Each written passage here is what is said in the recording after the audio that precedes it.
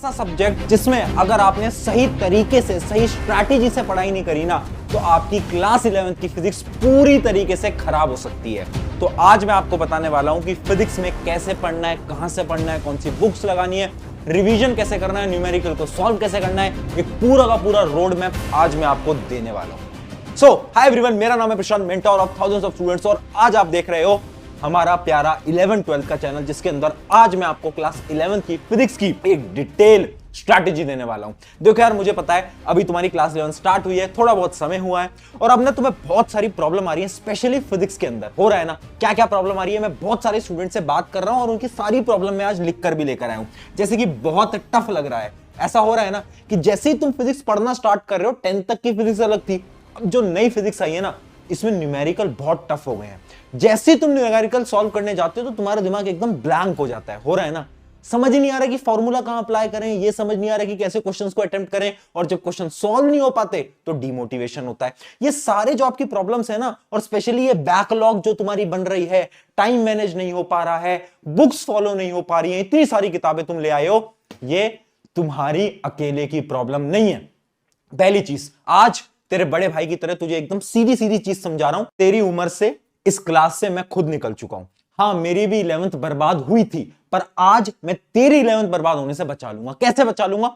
एक right path, एक right strategy को उठा लो। अभी दो टाइप के स्टूडेंट होंगे जो कि इस वीडियो को देख रहे होंगे। पहले वो स्टूडेंट जो कि किसी भी कॉम्पिटिटिव एग्जाम की तैयारी नहीं कर रहे, जैसे कि IIT JEE नीट की, तुम सिर्फ स्कूल लेवल की तैयारी कर रहे हो, और दूसरे ऐसे स्टूडेंट होंगे जो कि कॉम्पिटिटिव एग्जाम की तैयारी कर रहे होंगे। अब इन दोनों के लिए स्ट्रैटेजी तो सेम है, पर तुम्हें कुछ कुछ बातों का याद रखना है। जैसे कि ये जो कॉम्पिटिटिव वाले बच्चे हैं ना, तुम ज्यादा टाइम दो सिर्फ और सिर्फ न्यूमेरिकल सॉल्व करने में। तुम्हें फर्क ही नहीं पड़ना चाहिए कि डेरिवेशन क्या है, फॉर्मूला डिराइव कैसे हो रहा है, उन सारी चीजों से तुम्हें कोई लेना देना नहीं है। डिटेल में मत जाओ क्वेश्चन की, तुम ट्रिक्स से याद करना स्टार्ट करो। तुम अगर किसी कोचिंग में जा रहे होगे तो तुम्हें ट्रिक्स बता रहे होंगे, तुम्हें बस उन ट्रिक्स पे फोकस करना है। जबकि अगर तुम सिर्फ स्कूल लेवल की तैयारी कर रहे हो, अगर तुम्हें स्कूल में अच्छे मार्क्स लाने हैं तो तुम्हें डेरिवेशन, फॉर्मूला सब कुछ समझना है। तुम्हें न्यूमेरिकल पे भी फोकस करना है, बट थोड़ा कम फोकस करना है। समझ में आया? ये बहुत बड़ा डिफरेंस है जो कि तुम्हें अपने दिमाग के अंदर फंसा लेना है। क्योंकि मैं बहुत सारे स्टूडेंट से बात कर रहा हूं जो कि नीट की तैयारी कर रहे हैं, जेई की तैयारी कर रहे हैं, और पूरे समय नोट्स में डेरिवेशन लिख रहे हैं। अरे वो डेरिवेशन तेरे कुछ काम की नहीं है, उन्हें भूल जा, मत लिखो, वो गलतियां मत करो, ठीक है। अब एक एक करके स्टार्ट करते हैं फटाफट से। सबसे पहले 11वीं का सिलेबस तुम ऑलरेडी पता होगा। मैं तुम्हें आज इस सिलेबस में से इंपॉर्टेंट चैप्टर बताने वाला हूं। देखो, वो जो चैप्टर है ना तुम्हारा एनसीईआरटी का पहला चैप्टर फिजिकल वर्ल्ड, उससे तो क्वेश्चन ही नहीं आता तुम्हारे पेपर के अंदर। सवाल स्टार्ट होता है यूनिट एंड मेजरमेंट से। यूनिट एंड मेजरमेंट 5 नंबर का आ रहा होता है। मुझे पता है तुमने यूनिट एंड मेजरमेंट अभी तक पढ़ लिया है और तुम्हें थोड़ा थोड़ा थोड़ा थोड़ा चीजें समझ आ गई हैं। आसान चैप्टर है ना? आई होप सारी चीजें समझ आई हैं। 5 नंबर का पूछा जाता है। सबसे इंपॉर्टेंट चैप्टर कौन से हैं क्लास 11 की फिजिक्स के अंदर? तो एक चैप्टर है आपका लॉज ऑफ मोशन, दूसरा है वर्क एंड एनर्जी। ये 7-7 नंबर के आते हैं, बहुत इंपॉर्टेंट है। कॉम्पिटिटिव एग्जाम में भी ये बहुत इंपॉर्टेंट रहता है। उसके अलावा एक चैप्टर है आपका मैकेनिकल प्रॉपर्टीज ऑफ फ्लूइड, ये भी इंपॉर्टेंट है। और एक है आपका थर्मोडायनेमिक्स और काइनेटिक थ्योरी। ये जो चैप्टर है ना, ये जेई नीट में तो बहुत पूछा जाता है, स्पेशली स्कूल एग्जाम के अंदर भी पूछा जाता है। तो ये कुछ इंपॉर्टेंट टॉपिक है जो कि आपको पढ़ने इन चैप्टर पे एकदम फोकस से सुनना, क्योंकि ये आपके काम आने वाला है। तो ये तो एक प्रकार का सिलेबस है जो कि आपको ऑलरेडी पता है। मैंने बस आपको चैप्टर डिस्ट्रीब्यूशन समझा दिया है। अब बात करते हैं कि स्ट्रैटेजी क्या है, कैसे पढ़ना है, कहां से पढ़ना है, हाउ टू स्टडी। तो देखो यार, हाउ टू स्टडी के अंदर ना सबसे पहली बात, क्या भैया हमें एक्स्ट्रा बुक लेनी है? मेरे दोस्त, एनसीईआरटी है तेरे पास, एनसीईआरटी है, उसको मत पढ़ना।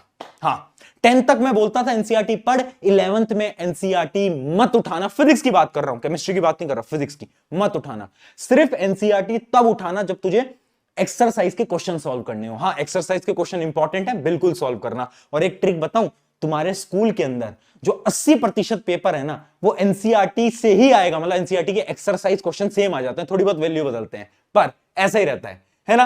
तो याद रखना, एनसीईआरटी सिर्फ एक्सरसाइज क्वेश्चन सॉल्व करने, एनसीईआरटी पढ़ने की कोशिश मत करना। कुछ समझ नहीं आएगा, मैं ये डंके की चोट पे बोल देता हूं। तो करना क्या है, तुम्हें अगर लेक्चर से समझ आता है, लेक्चर से समझाओ। क्या प्रशांत भैया आप लेक्चर दोगे? बिल्कुल दूंगा। हर एक चैप्टर के फिजिक्स के यहां पर लेक्चर आएंगे, 1 शॉट वीडियोस, तो उनसे तुम्हें क्लियर हो जाएगा, है ना? उसके अलावा एक बुक तुम ले सकते हो, बुक मैं कोई रिकमेंड नहीं कर रहा, तुम खुद देख सकते हो, तुम्हें पता है कुछ ऐसी किताबें तुम ले लो जिसके अंदर थ्योरी भी हो थोड़ी बहुत, जिसके अंदर फिजिक्स के सारे फॉर्मूला हो और उसके साथ साथ हर एक चैप्टर के क्वेश्चन हो। तो ऐसी एक बुक ले सकते हो जिससे कि तुम्हारी क्वेश्चन प्रैक्टिस में मदद हो पाए। ठीक है, तो सबसे पहले डाउट क्लियर हो गया कि बुक्स लेनी है नहीं लेनी है, एनसीईआरटी पढ़नी है नहीं पढ़नी है, वो मैंने क्लियर कर दिया। अगली चीज देखो, क्लास में सुन लो भाई। अगर तुम ऑनलाइन क्लास जाते हो, ऑफलाइन क्लास जाते हो, हमारे बैच के अंदर हो, कहीं से भी पढ़ रहे हो, क्लास में सुनो। क्यों मैं बोल रहा हूं, क्योंकि ना जब मैं 11th में आया था ना, मुझे आज भी याद है, हमें ऐसा लगता है कि 11th में हम बड़े हो गए। तो टीचर्स बोल रहे होते हैं, हम उतने ध्यान से नहीं सुनते, स्कूल में भी कोई ध्यान से नहीं सुनता। इससे होता क्या है ना, हमें कंसंट्रेट करने की जो आदत थी ना, जो 10th में थी, वो कंसंट्रेट करने की आदत एकदम खत्म हो जाती है और वो बहुत बड़ी प्रॉब्लम है। तो क्लास में जब टीचर बोल रहे हैं ना यार, एकदम फोकस से हमें सुनना पड़ेगा, यहां पर फोकस ज्यादा लगाना पड़ेगा। उसके बाद नोट्स बनाने हैं क्या भैया, देखो सिंपल सी बात मैं बोल रहा हूं, अगर तुम कॉम्पिटिटिव एग्जाम की तैयारी कर रहे हो, फिर बोल रहा हूं नोट्स पे फोकस ज्यादा मत करना। नोट्स में क्या करना है, नोट्स में इंपॉर्टेंट चीजें लिखो, फॉर्मूलाज लिखो, क्वेश्चंस लिखो। डेरिवेशन से कोई फर्क नहीं पड़ता, तुम्हें क्या करना है, तुम्हें सिर्फ और सिर्फ क्वेश्चन प्रैक्टिस पे करना है। पर अगर तुम स्कूल एग्जाम की तैयारी कर रहे हो, तुम्हें सारे नोट्स साथ साथ में बनाते रहने, याद रखना तुम्हारे लिए नोट्स बनाना इंपॉर्टेंट है। उसके अलावा नोट्स रिवाइज करो, पर भैया टाइम ही नहीं है, नोट्स कहां से रिवाइज करें। अरे यार एक बात बता, तेरे पास डेली टाइम नहीं होता, होता है ना टाइम। यानी मान ले तेरा लेक्चर है 4 बजे, 3:30 से 4 बजे के बीच में जो कल पढ़ाया था बस उसको रिवाइज कर लो। मैं ये नहीं बोल रहा कि बहुत सारी चीजों को रिवाइज करो, मैं ये बोल रहा हूं डेली जो पढ़ाया जा रहा है उसके नेक्स्ट डे जो क्लास है उससे आधे घंटे पहले रिवाइज कर लो बस। अगर इतना कर लोगे तुम्हारी प्रॉब्लम खत्म हो जाएगी। बस इतना रिवीजन की जरूरत है, ज्यादा रिवीजन की जरूरत नहीं है। उसके अलावा है क्वेश्चन प्रैक्टिस, हां इसकी बहुत जरूरत है। फिजिक्स के अंदर क्वेश्चन प्रैक्टिस का एक टाइम निकाल लो, हर रोज 1 घंटा फिजिक्स की क्वेश्चन प्रैक्टिस करनी है। टाइम बनाओ, ये टाइम बनाना पड़ेगा। मैं सच बता रहा हूं, 11th की मैथ्स थोड़ी सिंपल है बट फिजिक्स थोड़ी टफ है, तो फिजिक्स पे ज्यादा फोकस लगा लो, आज ही अपने मार्क्स को सही कर लोगे। अगली चीज देखो, शॉर्ट नोट्स। शॉर्ट नोट्स में क्या बनाना होता है, फिजिक्स के शॉर्ट नोट्स में तुम्हें कुछ नहीं करना, सिर्फ और सिर्फ पूरे चैप्टर के फॉर्मूलेज नोट करने हैं। मान लो एक चैप्टर तुमने पढ़ लिया, यूनिट एंड डायमेंशन, उनके जितने भी फॉर्मूले वो सारे के सारे आप नोट कर लो, बस इतना तुम्हारा काम है। इससे ज्यादा तुम्हें कुछ करने की जरूरत नहीं है। ठीक है, यहां पर केमिस्ट्री की तरह डिटेल नोट्स नहीं बनाने होते। ये समझ में आ गया कि पढ़ना कैसे है। उसके अलावा अब यहां पर एक बहुत प्यारी लाइन लिखी है, keep your basic strong. Basics क्या है, अभी मैंने आपको चैप्टर दिखाया ना, उसमें से जो शुरू के चैप्टर थे ना, जैसे कि unit dimension, motion in 1D, motion in 2D, ये जो शुरू के चैप्टर हैं ये आपके बेसिक्स हैं। अगर आपने इन चैप्टर को ध्यान से नहीं पढ़ा ना, तो आगे के जो टॉपिक्स हैं वो तुम्हें समझ नहीं आएंगे। ये होगा, ये हर एक स्टूडेंट के साथ होता है। इसलिए मैं आज ही वार्न कर रहा हूं, जब आपका motion in 1D, motion in 2D अगर अभी तक हो चुका है तो उसको वापस से जाओ और ध्यान से पढ़ो, वरना आगे के चैप्टर रोटेशन वगैरह तुम्हें समझ नहीं आएंगे। रियलिटी है, ठीक है। इसलिए आज बता रहा हूं बेसिक्स को स्ट्रॉन्ग रखना। अगली चीज देखो, अगली चीज क्या है, सॉल्व कंप्लीट क्वेश्चन। यानी अब गलती क्या हो रही है ना, हमारे टीचर हमें बोर्ड पे सॉल्व करा रहे हैं, हमें लग रहा है कि हाँ यार हमें सब समझ आ रहा है, सब समझ आ रहा है, सब समझ आ रहा है, पर जब हम घर पे उसी सेम क्वेश्चन को सॉल्व करते हैं तो हो ही नहीं पाता। क्यों? क्योंकि ना हम जब क्वेश्चन देखते हैं ना तो हम सिर्फ रटने की कोशिश कर रहे हैं, पर जब क्वेश्चन हम खुद सॉल्व करते हैं ना तो वो खुद की मेहनत है।